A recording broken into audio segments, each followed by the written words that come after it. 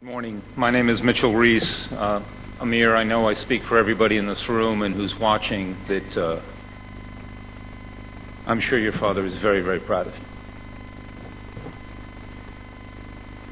We've come together here today in Washington and around the world to grieve, to mourn the loss of 52 brave souls, fathers and mothers, daughters and sons, sisters and brothers who were murdered in cold blood just a few days ago.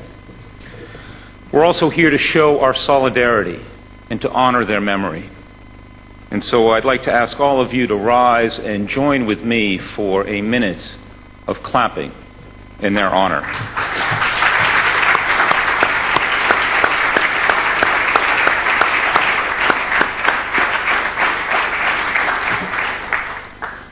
We know that sound will be heard not just a few blocks away in the White House, but also in Baghdad and one day soon we hope, in Tehran. We also come together today to show our concern for the 7 who have been kidnapped and whose fate is still uncertain. We come together today to share our anger at those responsible for perpetrating these despicable crimes, and to share our frustration at all those who have stood by and done nothing to prevent them. We come together today to call once more for action. Not just words, but deeds are needed. We demand action by the White House, by the State Department, by UNAMI to deploy blue helmets to Camp Liberty immediately, to our friends in Europe, and to legislators in Congress to threaten real consequences in our bilateral relations unless the Maliki government takes immediate action to protect those who remain at Camp Liberty. We will continue to mourn and to grieve those who we've lost.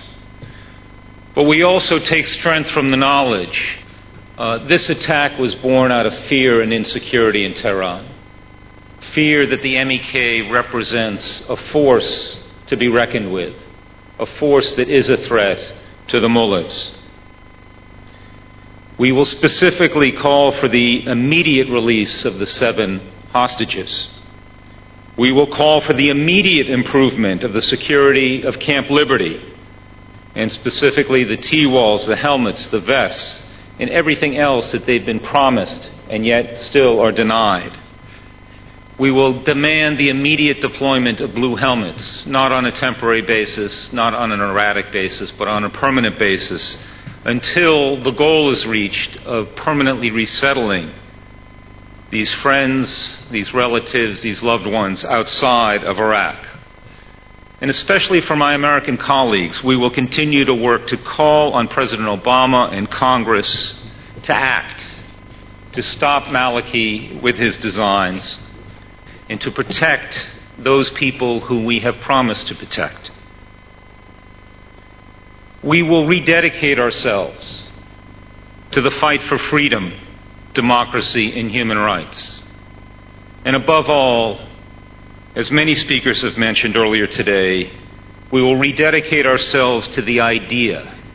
We will carry forward this idea that there is a better future for the people of Iran, a better future represented by the MEK and the ideals to which it stands for, and the ideals to which these 52 brave martyrs gave their lives for. Thank you very much.